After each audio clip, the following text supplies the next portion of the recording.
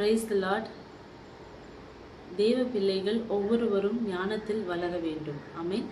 தேவ ஞானத்தை ஒவ்வொருவரும் பெற்றுக்கொள்ள வேண்டும். ஞானத்தை போதிக்கும் வரம்.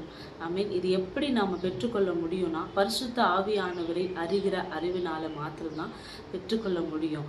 ஒரு மனிதன் தேவனோடு உள்ள உறவு எவ்வளவு எவ்வளவு பலப்படுதோ அத்தனை அதிகமாய் அவனுக்கு தேவ ஞானம் புறப்படும். அவனிடத்திலிருந்து ஒரு விசேஷத்தை ஞானம் புறப்படும்.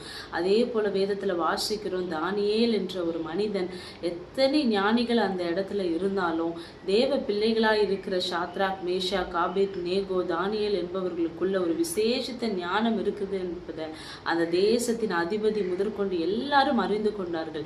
ஏனென்றால் இவர்களுக்குள்ள இருந்த அந்த தேவ அபிஷேகம். மற்றும் இவங்க 4 பேருக்கும் என்ன செய்து கொண்டிருப்பாங்கன்னா, இடைவிடாமல் தேவனை ஆராதித்து கொண்டிருப்பாங்க, இடைவிடாமல் தேவனை நோக்கி ஜபம் பண்ணி கொண்டிருப்பாங்க.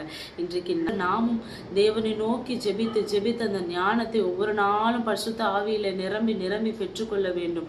ஒரு தேவ மனிதன் தேவனை விட்டு அவன் பின் வாங்க அவனுடைய ஞானம் எல்லாம் அற்று போகிறதா இருக்கிறது. ஆமென். ஒரு தேவ பிள்ளை மாத்திரம் தேவனோடு உள்ள இருக்கிற அந்த ரிலேஷன்ஷிப் மாத்திரம் தடையா இருக்கும் பொழுது அவன் தேவ ஞானத்துல அவன் குறைவுபட்டவனா இருக்கிறான். இன்றைக்கு கூட அப்படிப்பட்ட நிலைமையில யாராவது இருப்போம்னு சொன்னா, தேவனை நோக்கி நாம் ஜெபித்து இன்னுமாய் அவரோடு இருக்கிற அந்த உறவுல பலப்பட்டு தேவ ஞானத்தை பெற்றுக்கொள்வோம். கர்த்தர் தாமே உங்கள் யாவரையும் ஆசீர்வதிப்பார். ஆமென்.